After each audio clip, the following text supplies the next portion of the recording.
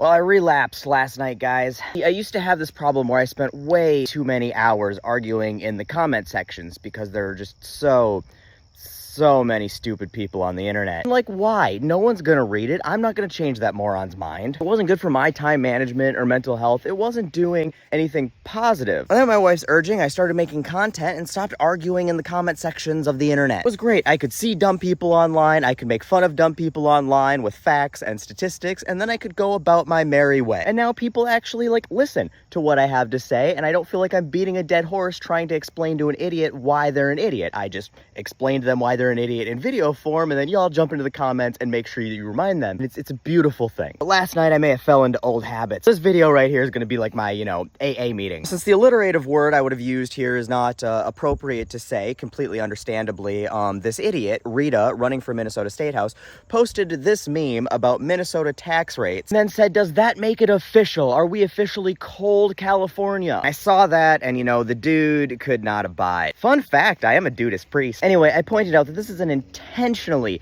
disingenuous map, as first of all, it's 6 years old. Second of all, right there at the bottom, it says tax rates vary by income bracket. This map uses the highest tax rate. This is like saying the average house price in Minnesota is $3 million. Then in the fine print saying house prices vary by location. Lakeshore property on Lake Minnetonka listed. If you're not from Minnesota, Lake Minnetonka is the bougie burbs. Think like Brickell in Miami or Beverly Hills in California. So I called it out as the disingenuous bullshit that it is. And I explained very thoroughly that Minnesota has a progressive tax rate and the average Minnesotan has a much lower tax burden than that of most of the country, especially when considering the fees and services of those low tax states. And then some dipshit named Darius says, we also rank at the top of wealthy leaving the state. You know what happens when the wealthy business owners leave?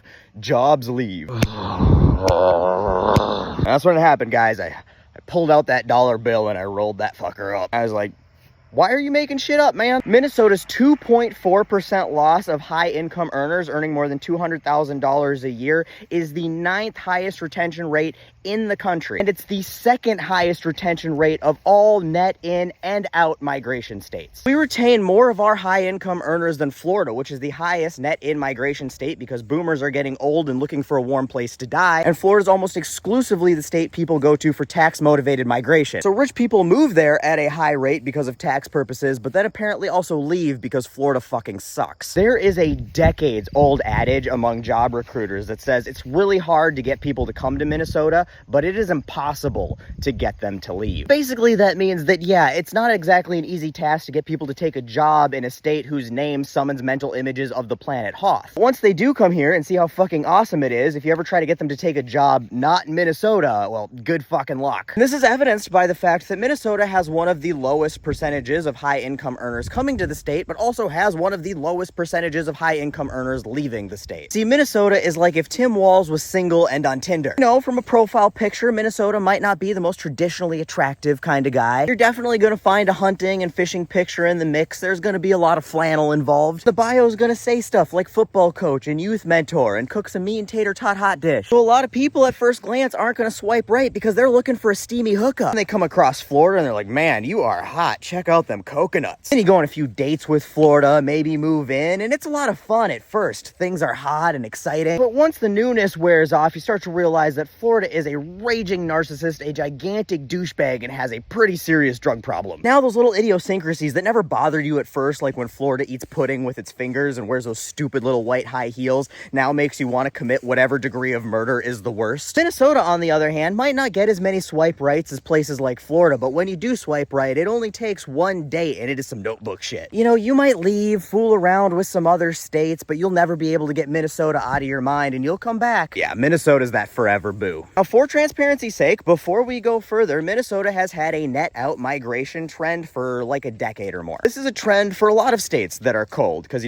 boomers are getting old and their bones hurt and shit, I guess. Minnesota does struggle to attract high-income migration. Always has, for obvious reasons. But we retain it really well. Cool. Okay, so dumbass Darius is like, now you're you're making stuff up. I need citations. Yeah, I definitely made up those oddly specific numbers of 2.4% and 9th highest retention in the country. Not being one to not cite my sources, I provided him with my citation from the Minnesota Center for Fiscal Excellence. A citation he clearly didn't read, as he responded to my comment within 2 minutes saying, clearly I don't know what net migration is and I should look that up before I look dumb on the internet. I was like, I'm aware of what net migration is. That's why in my previous comment, I explained Minnesota's retention of high income earners in context of net migration. You know what reading is? Because clearly you don't do much of it. See, this is where I should have stopped, but no, I can't. I have a problem. He tried to insinuate that I was stupid and maybe I would understand what he clearly was not understanding better if he gave me a picture. And then he posted a graph of net in and out migration because he thinks graphs and pictures are the same thing.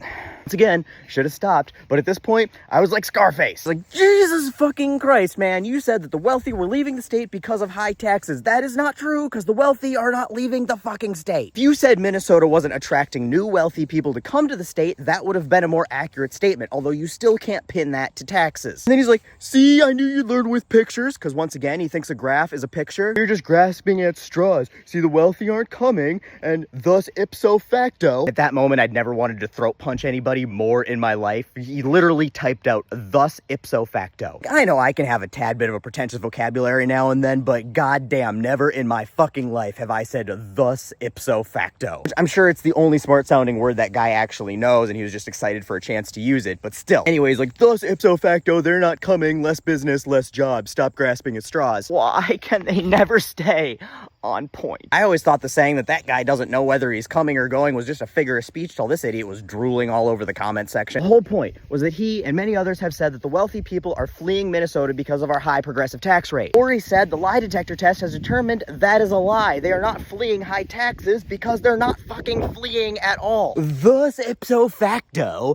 the tax rate isn't scaring rich people away like they said it was. On top of that, Minnesota job growth has been continuous. Our job numbers are above pre-pandemic levels. Job openings are still exceeding the number of job seekers. And we added 2 more Fortune 500 companies last year. Median income consistently goes up every year. So clearly people are getting wealthier, jobs are still coming, and nobody is fleeing the fucking taxes. The amount of glue you would have to huff to think that net migration of the wealthy and businesses is tied even remotely to taxes is mind-boggling. Alaska is the lowest tax burden in the country. They fucking pay you to live there, and they have a massive migration deficit. It's not like people are fucking flooding North Dakota, and Minnesotans wouldn't have to go far to do that. The reason that most of this net migration is from cold places to places that are warm. Arthritis. And where all of these people are flooding to for a warm place to die don't exactly have the jobs flooding after them. You know, because they're retired and have brain damage from lead poisoning. It's not exactly an ideal workforce. Which is why the business is still here, because the quality labor force is still here, because unlike Florida, here doesn't suck. Thank you all for coming to my Commenters Anonymous meeting. Sorry my rant got a little long, but at least now if you do run into somebody who tells you that the wealthy are fleeing Minnesota's taxes, you can inform them that they are in fact stupid.